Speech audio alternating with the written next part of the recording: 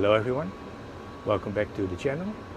Today we'll check the avionics bay from an Airbus A350 1000 and we'll show you the components and we'll name them in this video, and I will hope you like it.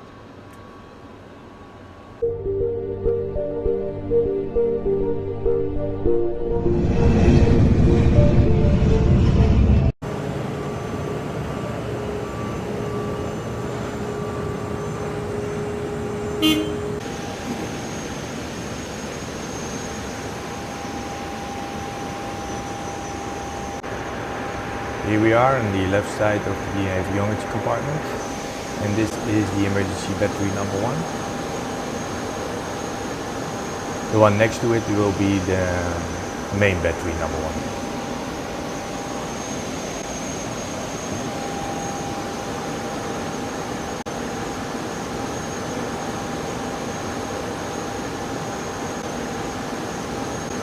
1. Below the batteries, and here we have the fixed frequency supply unit for the center tank pump number 2. This will supply a specific voltage and frequency for the center tank pump. Next to that one you will have the emergency transformer rectifier unit number 1, which will transform the 230 volts to 28 volts DC.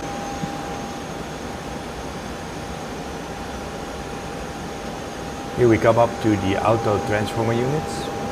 These units will transform 230 volts AC to 115 volt AC or 115 volt AC to 230 volt AC.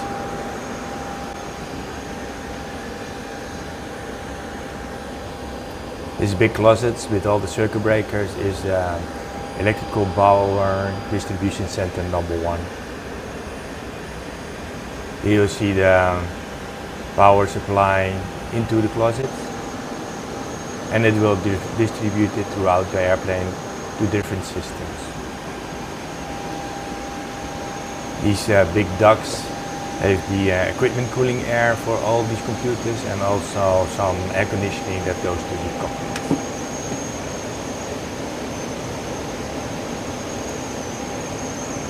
The electrical power distribution center mainly supplies the big power sources, so it has a lot of RCCBs and CBs. And in these closets you also find the blades that control the relays and the power to the aircraft.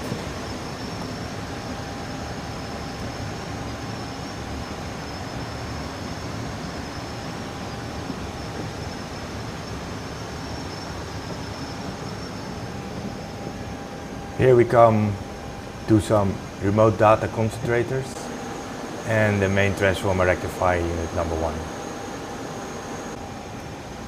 It has a big hose connected on top and also a drip pan, so liquids cannot enter the unit.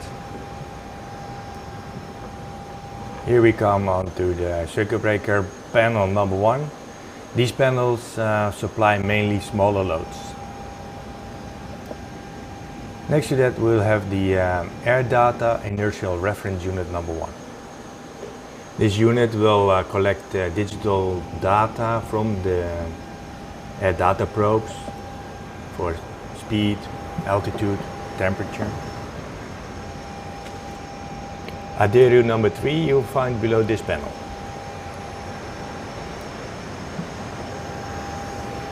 Above this center avionics rack you'll see that you find some diodes and some control relays from various systems in the aircraft.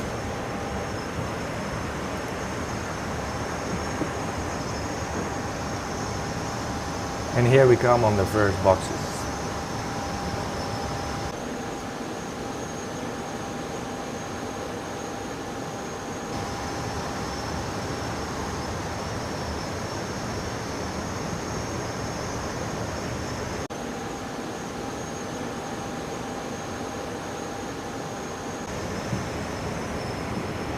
Next up we come up on 2 servers. These are the avionics server function cabinet and the open world server function cabinet. These two servers make part of the onboard information system together with the EFBs.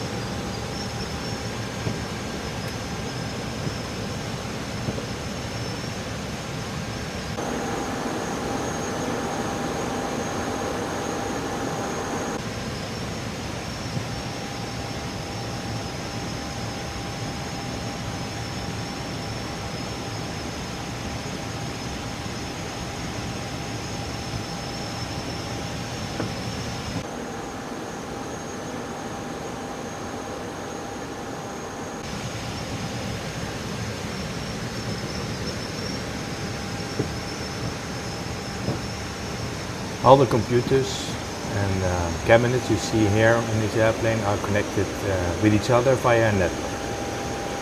You have two networks, that is network A and B, and the network are called Avionics Fuel Duplex Switched Ethernet Network. Through this network, all the computers in this aircraft communicate with each other.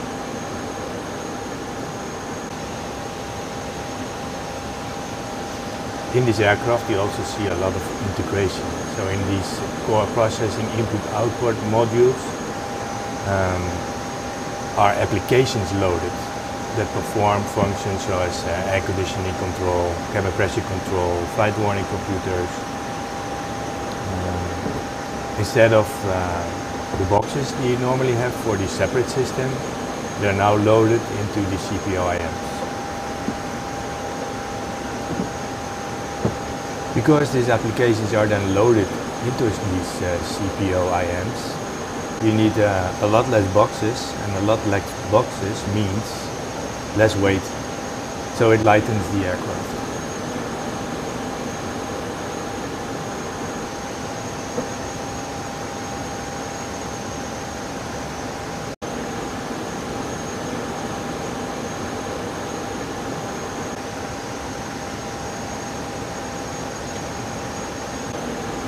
As the aircraft is a full fly-by-wire aircraft, you see the secondary flight control computers and primary flight control computers. There are 3 of each, and these control the control surfaces of the aircraft.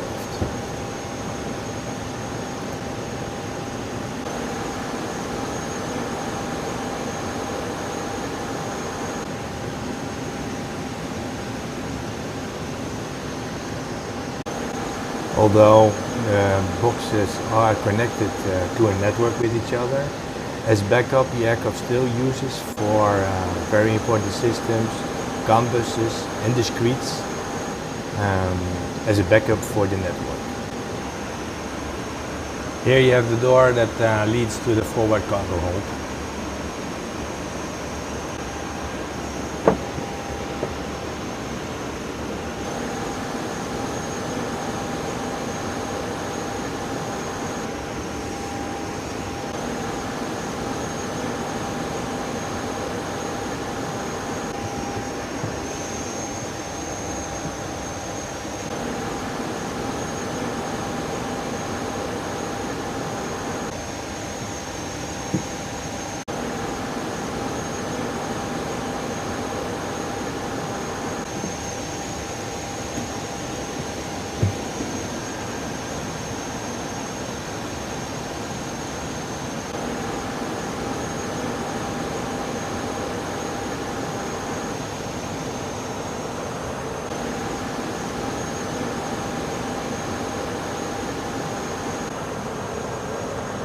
As you see, all the boxes are double or triple, so this is just built-in redundancy. So if one system fails, at least you have at least 1 or 2 systems that can perform the same functions as the box that's failed.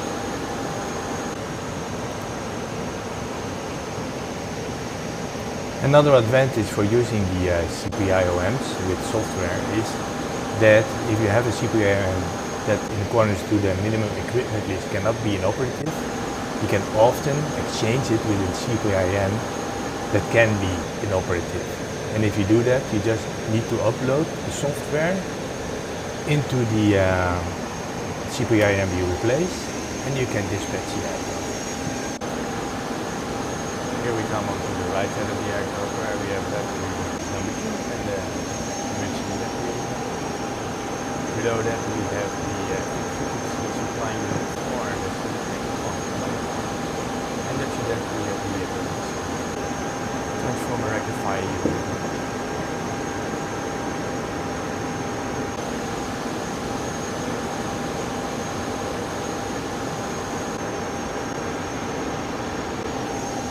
Come up from the outdoor transformer unit,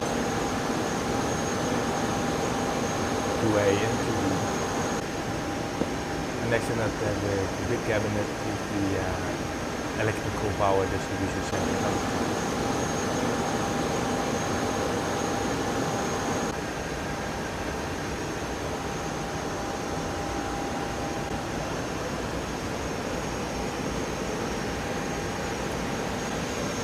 If one of these circuit breakers, for example, would sense a short circuit and would come out, these circuit breakers are monitored and you will receive a warning in the cockpit for an open circuit breaker.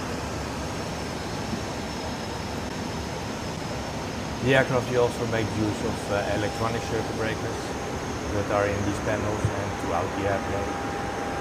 Those can be opened via a software application that controls it.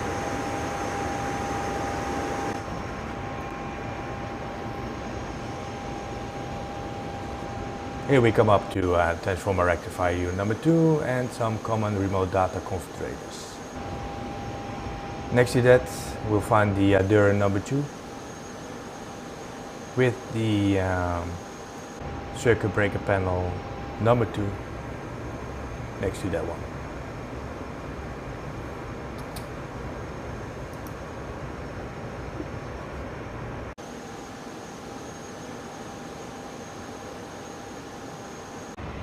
Here we are under the cockpit floor, and you see some control rods, and you see that now that the rudder pedals are interconnected with each other with left and right.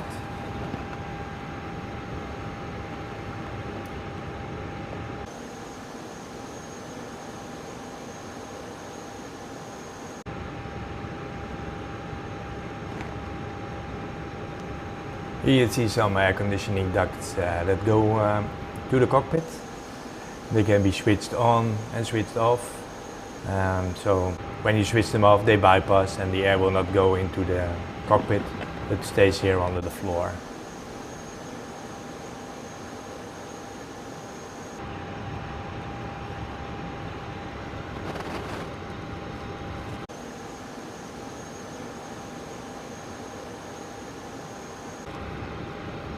Of course, this video is just for a little bit of entertainment purposes and give you some information about an A350. But if you ever work on an A350, I would say always use the manual, even to find things. And this is just nice to know.